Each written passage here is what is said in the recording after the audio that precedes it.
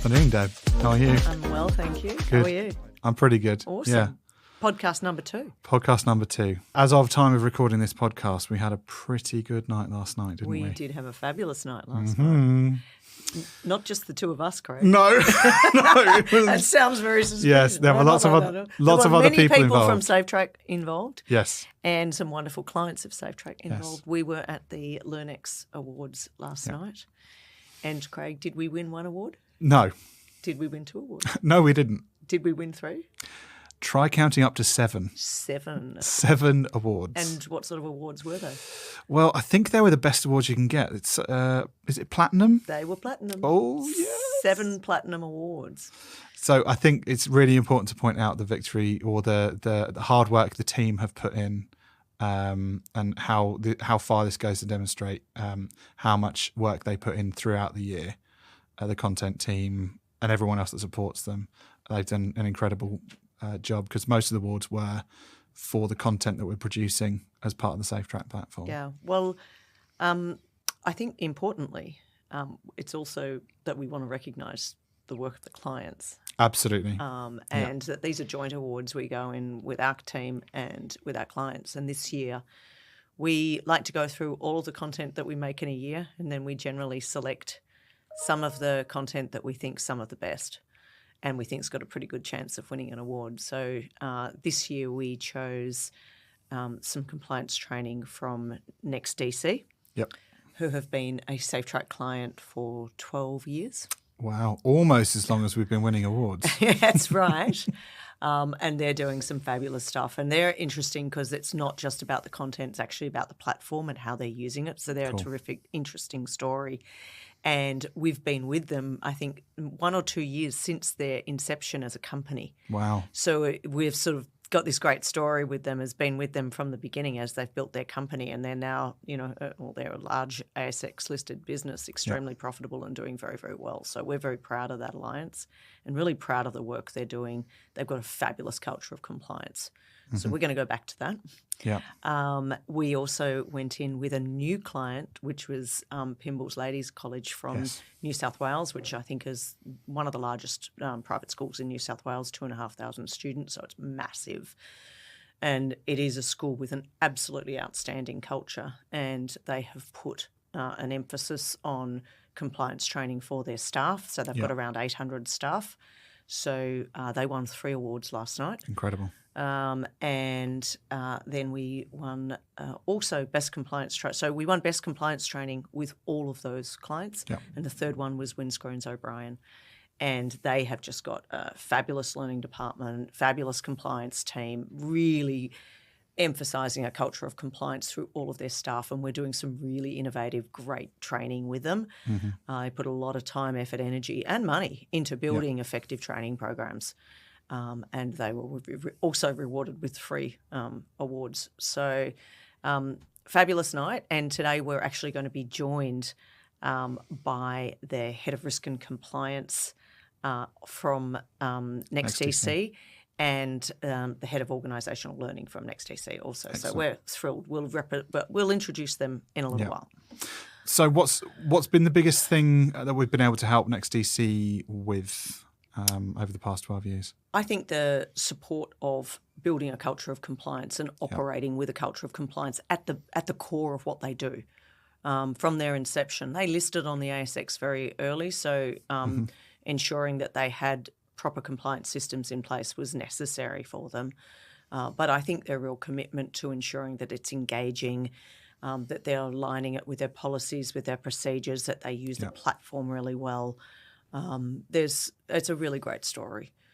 But before we get to that, I think they're a wonderful representation of companies that live by a culture of compliance and have a leadership team that are very committed to that culture. And wanted to maybe start off with talking about compliance as a fabric of the part of a culture of an organisation and how much we're seeing that has changed in recent years. Yeah, through my career, I've certainly seen all levels of compliance become more endemic with the culture and less oh, you must do this training in order to pass, your probation or whatever. It's become much more of a lived-in policy, not even a policy. It's struggling to find the words. It becomes part of the culture. For the company. Yeah, I think probably where we see compliance training is, let's go back to the beginning of compliance training. Why do we do it? Yeah. Right? We do it to ensure that staff understand what the law is, that they follow it. Great. So we try to narrow down very large swathes of legislation into an easily consumable piece of information so people know what they can and can't do. By understanding what they can and can't do, that ensures that the company remains compliant. It doesn't end up on the front page of the paper for all the wrong reasons. Yes. And now in the advent of social media and digital media and the very fast dissemination of information, a brand cannot afford to have compliance breaches because the impact on your reputation is so instantaneous and so terribly damaging. So once upon a time, we looked at compliance as a means of got to get compliance training done in case we get audited so we can show a regulator we've done compliance training. That was, your check a box.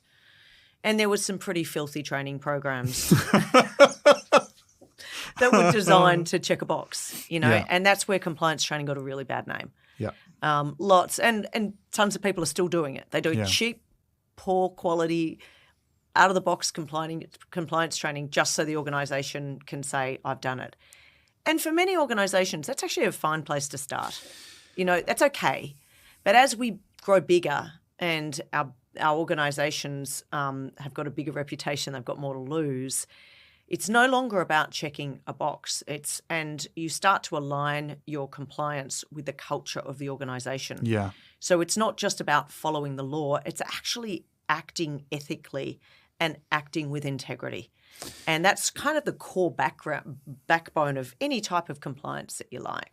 I feel like you hit a real important point there with the attitude of the people that are rolling out the training is kind of reflected in the attitude the rest of the company will take towards that training as well. Absolutely so right. as an employee, if you feel like it's a check the box exercise, if you feel like it's an obligation to to make sure that you're compliant, you'll have the same attitude towards it. Oh, I've got to do this compliance training now. Yep. Whereas if it's embraced as part of the culture and the reasoning behind being compliant, which is to protect employees at the end of the day, that's what the laws are there for.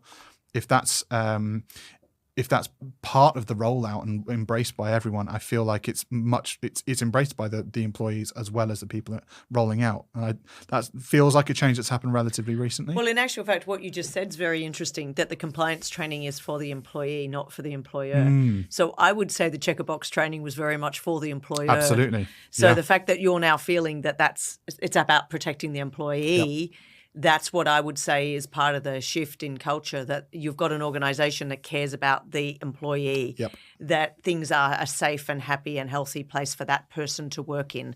That is actually part of the shift of changing compliance into culture, I think. Yeah. So. And it feels more engaging for employees to be part of a culture that cares about them and cares about their health, well-being. Even mental health feels like something that's only been tackled quite recently. I cannot remember 5, 6, 7 years ago having any discussions at work about mental health and the impact psychosocial hazards would have on me as an employee. But knowing that the predominantly HR department, sometimes legal, that are rolling out the training care about me as an employee, it makes a big difference, I feel, to engagement. Yeah, absolutely it does. And at the end of the day, people who feel engaged and cared about, they're going to stay longer, you're going to have more tenure, 100%. you're going to have more productivity.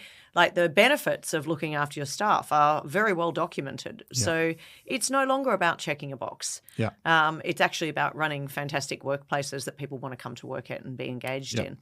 Now, we've had some really interesting discussions over time about the role of leadership in promoting that culture and the alignment of leadership in compliant cultures. And, one of the old adages I've been quoting for years is the tone at the top sets the mood in the middle, which creates the buzz at the bottom. Beautiful. That's lovely. It's lovely, isn't it? Been using it for a while now. I don't think it's mine. I can't claim. I've not heard that before, but I like it. We hear a lot about the tone at the top, Yeah. but not a lot about the buzz at the bottom. But effectively, that's what you want. That's what you want to create. It was lovely at the LearnX Awards. As I said, we had some clients there last night. At the end of it, they said, what a beautiful team of people you have. What a fabulous workplace you have. It's lovely to hear other people can recognise good cultures in workplace, but through the engagement of staff, how invested they are. Are they turning up? Do they care? Do they want to be there? Do they invest in the client? Do they actually care? Yeah, we do. So, there's some great impacts from running this way. So leadership in as a compliance metric is so very important, because if you don't have that leadership buy-in, to your point, it's very hard to move from that I'm just checking a box here. Yeah. You want your leaders invested in everything that you're doing with your messaging.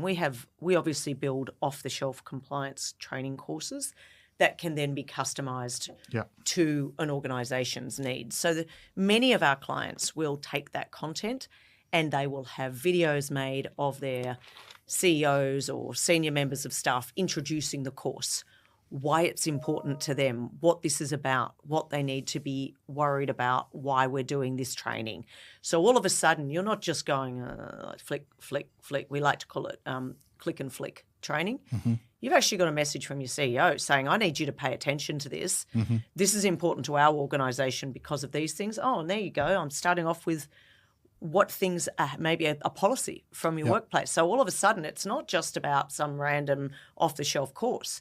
It's branded, it looks, feels, acts like a, for instance, NEXTDC course. Yeah.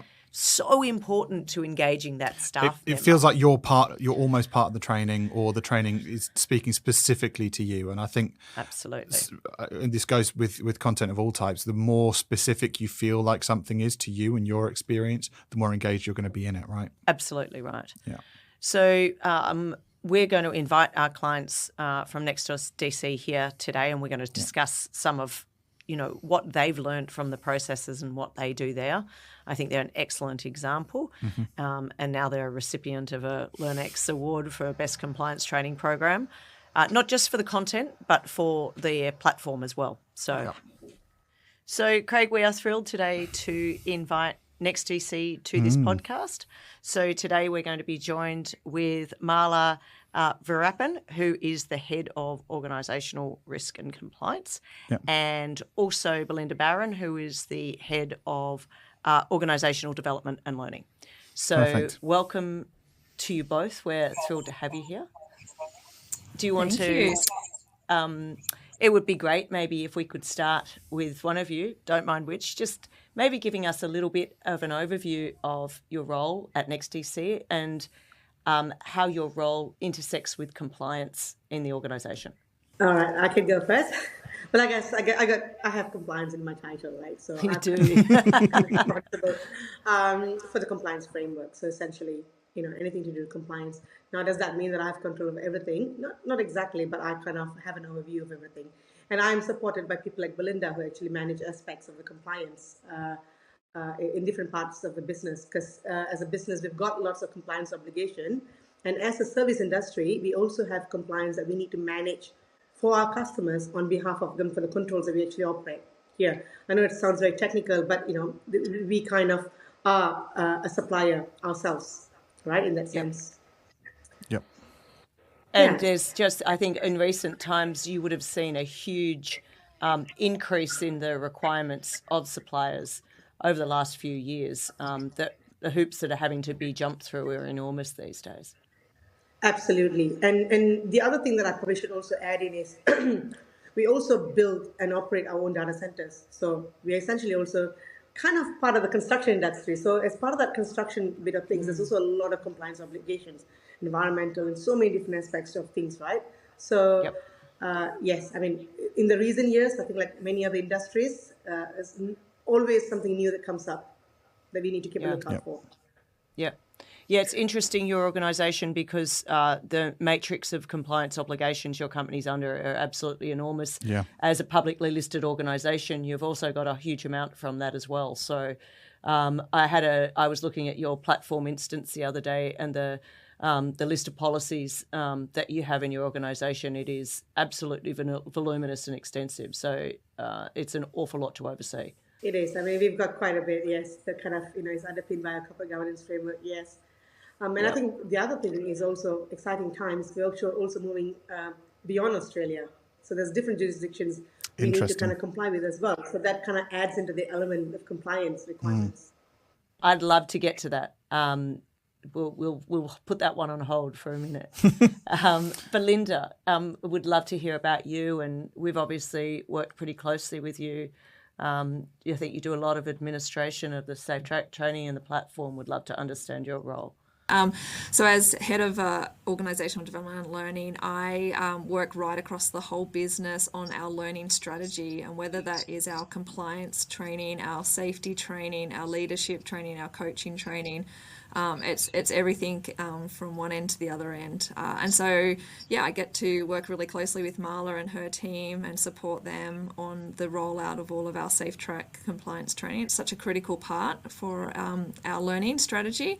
And it is predominantly the first lot of training that our employees see from the time that they're onboarded to the time that they leave the company. So it's a huge component of our learning strategy and a really important piece.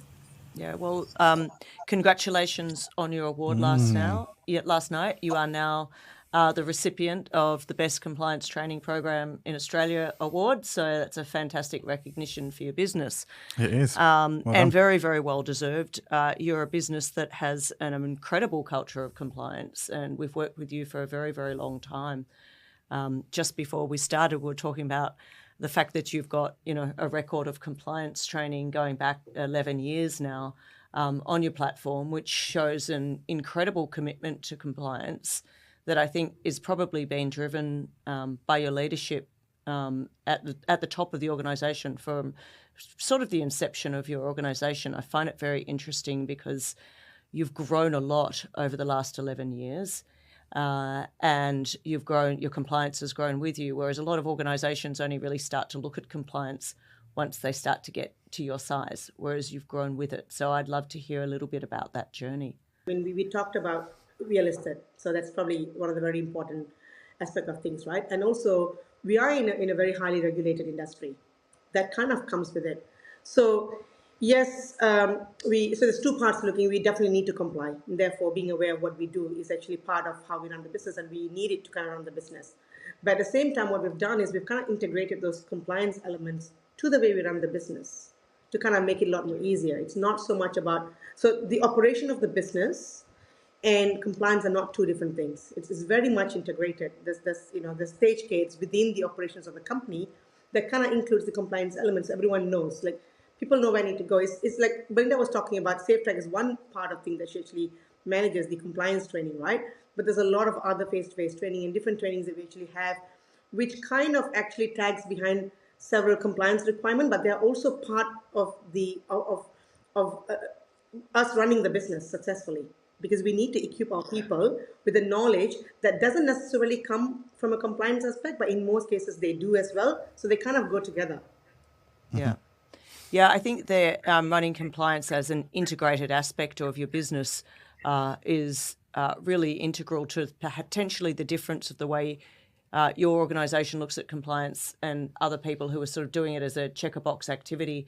It's like, oh, I've got to roll that out. We've got to check that box. Where it's not like that at NEXTDC at all.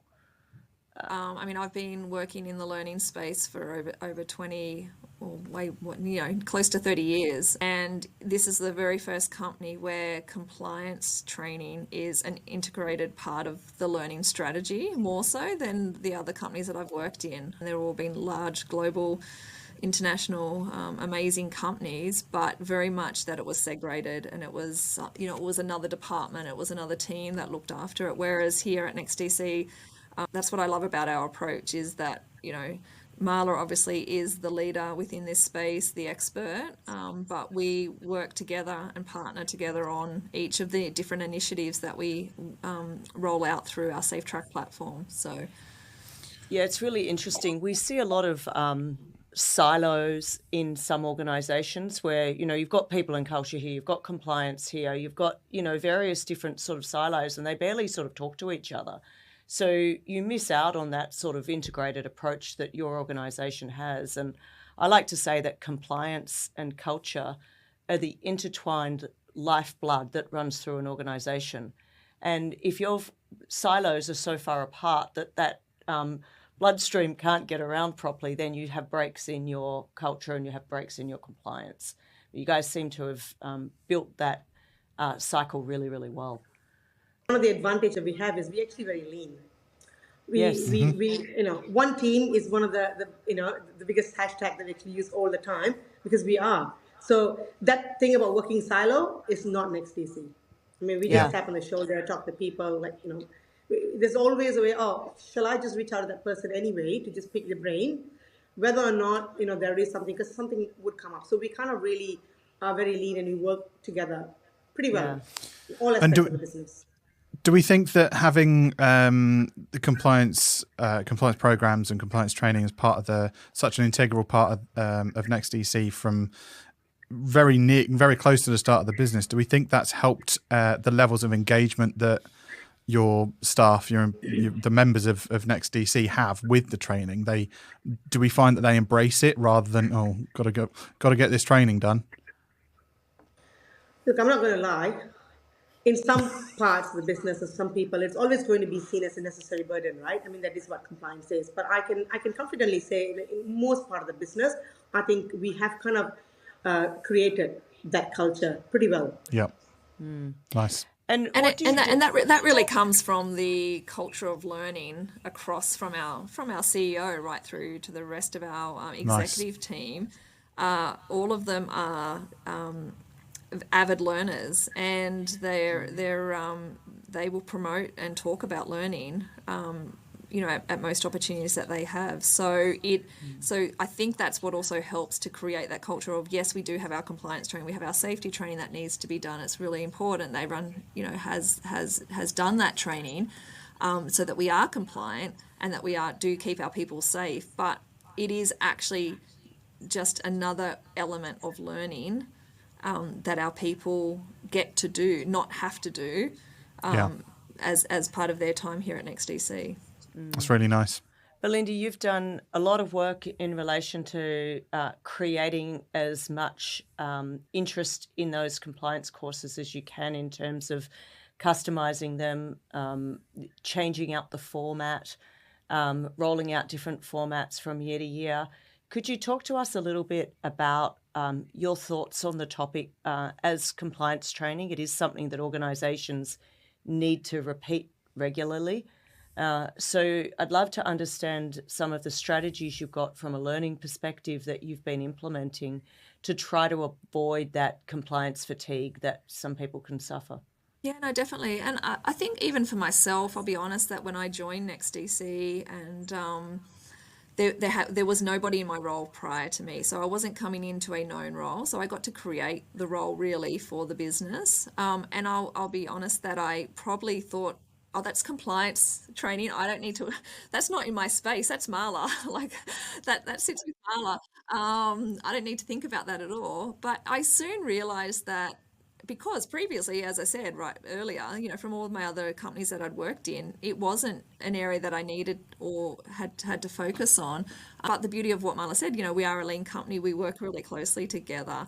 And so I learned quite quickly that it was actually to my advantage to get my head around the compliance training and the Safetrac platform, and to be able to bring in, look, I'm not a compliant expert, and that's where I rely heavily on Mala and her team and some other experts, subject matter experts that we have for some of the different Safetrac programs to be able to lead from a content point of view.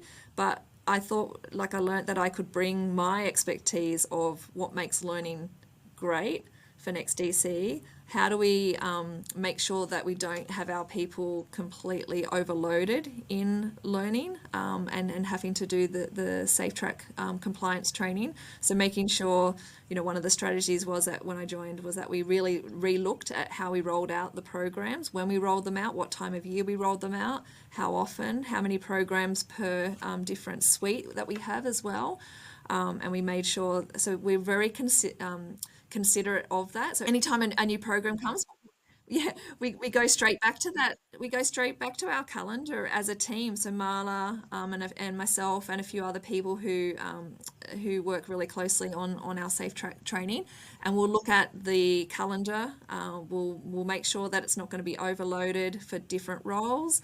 So that's one of the key strategies, and we do that all of the time. And then every time a new course comes up, obviously I'll have the subject matter experts design the content and put that in, but then I'll come at it from a perspective of how does that actually look and feel for our employees, what's the learning going to be, and obviously then working really closely with the amazing team at Safetrac as well.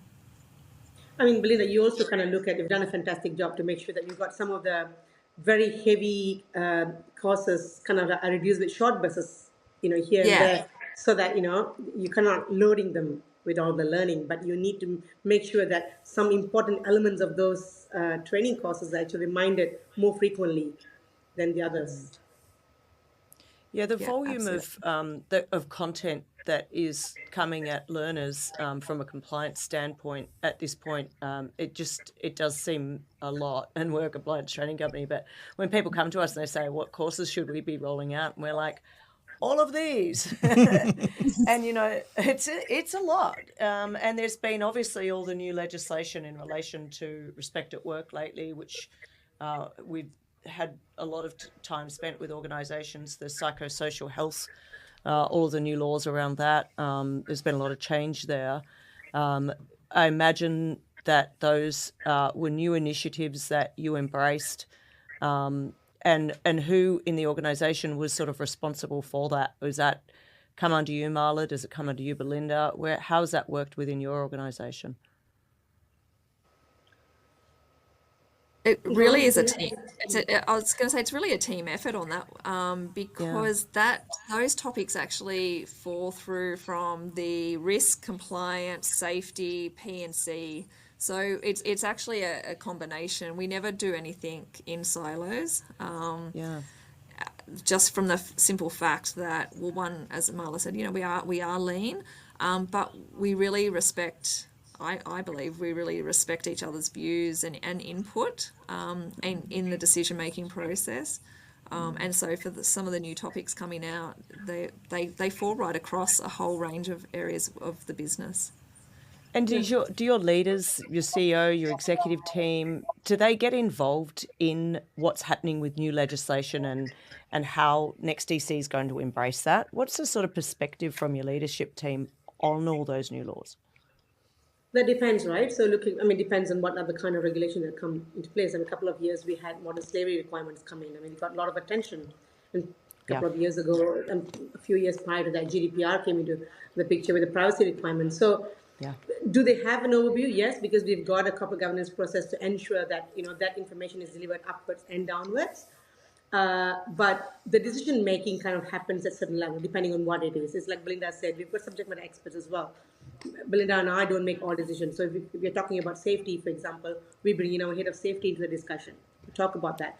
And there are, this doesn't really stop just at our leadership level. It also kind of gets updated at the board level, because the board are also very interested in all these compliance obligations that we have, right? Not just so that we don't get into trouble, which is very important for running the business, but to also kind of ensure that, because this kind of, some of these compliance requirements actually kind of grounds you in the way you run the business. I was using modern slavery as a good example. We started looking into modern slavery statement even before the requirements came into place to actually issue the statements annually, which is something that we're quite proud of. But now, more so than ever, in the last couple of years, as we kind of move into the Asian space where the requirements are more and more important, we kind of get the messages going downwards, but also upwards, because it is important for the leadership team to also provide the right oversight that they need to provide to kind of make sure that we are doing the right thing. We need to do the right thing. Yeah, it's great to hear. It's we've sort of had Joe Longo coming out from ASIC recently talking very heavily about that exact topic of directors and board members needing to be involved in compliance initiatives across an organisation. So it's great to hear that's where it comes from. And I'm not surprised because you've got a great culture of compliance and it starts at the top, right? So a tone at the top sets the mood in the middle, creates the buzz at the bottom. That's what they say. When you say the tone at the top, it is definitely right at the bottom. In terms of the award that you won last night, which is exciting day. Where does that? I want to know where the trophy sits. Who gets Mala's the trophy? It'll go to the head office along with all the other trophies and certificates we've got. And maybe you guys like it. You work so well together. You could maybe swap it. Like a dog. Sort of week on, week off. You have custody of the baby. Shared custody of the LearnX trophy. That'd be nice. It's lovely to hear that's the way you work. Interestingly, the company that we won the LearnX Compliance Training Award with last year was Reese, and they work in a very, very similar way to you guys. They've got a learning department that makes incredible content, but then their compliance department works with their team. The learning department will customise our training to make it work for their organisation with the customisations that suit those, and they work very, very closely together. So I'm starting to see a bit of a theme here of organisations that really do have great compliant cultures of the removal of these silos and of these teams working very closely together. I don't think it's a coincidence. No, I don't think so either. And I think that's almost a key takeaway for anyone else that's listening to the podcast. I think we talk about leadership and we talk about culture. Culture isn't created in a vacuum. No. And it does come from leadership. And if you want to build silos and people have their little fiefdoms and they're concerned about what they're in charge of and it's mine and it's not yours and you can't touch it, that's not the way to build a culture of compliance or a great culture. It's absolutely not at all. I would love your perspective on how, an organisation listening to this who's like, that's so us. We so work in these silos. How do we start to break them down? And what role does leadership have in actually doing that? A big role, actually. I mean, because the tone is kind of like set from the top, right? Absolutely. So, I mean, I talked about our corporate governance framework. It's kind of like set from the leadership level, but actually it's a step above that through the board. Now, the tone that they set, I mean, it's easy to say. You can write policies after policies. You can have 300 policies. It doesn't necessarily mean people are going to be, looking at that or even understanding how it actually relates to you. But actually translating those policies to the way that it actually applies to people is the way that it works. So we've got a lot of other compliance activities that actually happens that kind of cultivates that interaction from a leadership level to also the operational level. And that's how that culture kind of gets adapted. I mean, yes, the Safetrac modules and training kind of reminds people of what they need to do, but actually giving examples of how that actually can eventuate in the company. And that coming from our CEO even during some of our town halls is how our people actually relate to the compliance requirements. And that's how the culture is actually built. Yeah. And in terms of when you both came into your roles, was there a good working relationship there already? Is it more a personal relationship that you've worked together so closely, or is it really just the way that the organisation works? Yeah, so as I said earlier, I got to create my role really, the beauty of it. But I'm naturally a collaborative person. I don't like working on my own, so I love working with other people and what that brings, the diversity of thought. And I think just naturally within NEXTDC, because we aren't a large we're getting bigger, but we aren't so oversized company that I wouldn't want to not work with Mala or our head of safety or our head of IT around some of the technology programs that we've rolled out as well through Safetrac. So the fact is that I think just naturally work together or think through that, if I'm working on this, I actually need to include Mala, or I need to include our head of safety or our head of security or somebody from the IT team on this, because this is a really important piece of learning that needs to have input from various other people within the business, not just from myself, for example. Yeah. And as you grow as a company, could you projected to grow pretty rapidly, or continue your trajectory of growth. Obviously, that's going to be quite important to keep that culture and to keep working together nice and closely. Have you got strategies to tackle that, to make sure that you are working closely going forward? I think the way that we naturally are now already, in terms of the P&C team that I work in, we help to administer the Safetrac compliant training. I obviously sit from a point of view of like overseeing, my role sits and oversees, the whole learning strategy. And so I don't think that's going to change as we grow. I think it just becomes even more important that we retain how we're currently working together.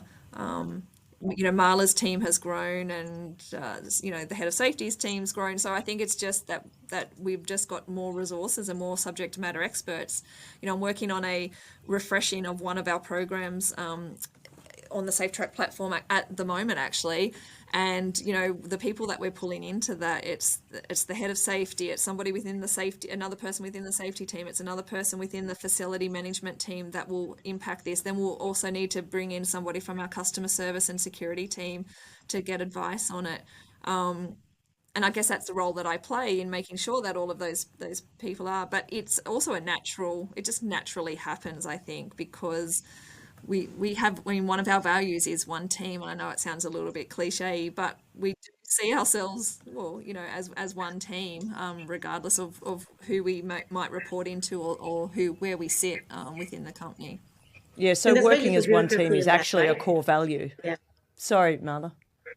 No, I just say there's very little bureaucracy in that. I mean, everyone has access to anyone at any time. Yeah. And that's some of our feedback that we get, through our engagement surveys as well, year on year, is the fact that everyone does feel that, if you've got a question or you need some help from someone, that you can ask someone outside of your own team, and everyone is willing to help. And that's one of the things I love, and why I'm still here at NEXTDC, is because of the fact that just because I sit within P&C doesn't mean that I don't get to work really closely with Mala and a whole million other people within the company. It's just a ping on Teams or an email, or, hey, have you got 10 minutes? I need to ask, your advice on this. And to be able to get that, everyone is willing, even though everyone is really busy and has a lot on, everyone is willing to help each other out, I find. Yeah. Fantastic. Sounds like a great culture, a great place to work, which again comes with compliant workspaces most of the time. So there you go. So key takeaways, removal of silos, one team working together, tone from the top, leadership investment, recurring themes we see time and time again for companies with great compliant cultures. Absolutely. And unsurprisingly, they're the companies that are usually pretty successful and are growing well. So and win LearnX awards. That's right.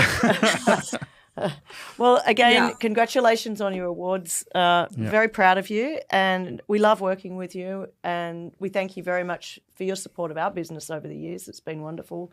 And thank you very much for joining us today. We've loved chatting to you. Yeah, really appreciate you coming on. Thank you very much. Yeah, and I just want to also say, for the team, there's a couple of people that I work really closely with at Safetrac, and I say it to everyone. I was talking about it with Mala earlier, like the customer service that we get from your team, and the people that I work closely with, it literally is the highest quality that I've ever had from any company, not just from a learning company. So really appreciate it. Thank that you makes so me a bit much. emotional. Yeah, it's lovely. That's lovely. Do we want to shout out who especially it is that you work with, Belinda? Yeah, so Ken and Kitty, and also have worked a lot with Ross over the years as well. But can't fault those three at all. So that's brilliant. We at Safetrac pride ourselves on having brilliant people and a brilliant culture too. So and we love acknowledging fabulous people, and you have named 3 fabulous people right there. Yes. So thank you for that. That will certainly get passed on to them. So thank you. We love that. And they care deeply about you guys and your success too. So we're all invested in it, and it's great. So we look at our clients more as a partnership than as a typical client service relationship, and that's how we like to work. We're doing this together. We're in partnership to ensure you guys are compliant. So we're both focused on the same goal. well, Craig, that ends our second podcast. Yeah. Really nice to hear the stories from our partners as well. Yes, it is. Well, obviously we're here to support clients, so it's lovely to see our clients get some success from this. Yeah. But also it's someone like NEXTDC who's been a Safetrac client for so long. Yeah. It's such a great story, and it's really not coincidental at all to see them succeeding so well and having that type of a culture. Increasingly, we're seeing this is the result of compliant cultures. Yeah. So it's the reason that we don't check boxes in compliance and do things just for the sake of checking a box. Yeah. It's a means. It's not going to get you any benefit. Yeah. Compliance needs to be done as a part of the culture of the organisation for it to have an impact. But the impact of it, if you do it properly, is incredible. And it's really interesting to hear from NEXTDC how they're phasing their training to make sure it's not overburdening people, because there's a lot of compliance training to do. There is, especially an organisation like this. Yeah. There's a very complex matrix of requirements and regulations they need to be compliant with. So it's really cool to hear. Anyway, that's a wrap. That's a wrap. Until our next podcast. I'll see you next time. Thank you. Well, I'll speak to you in between then. You probably will. Yeah. Yeah. Bye.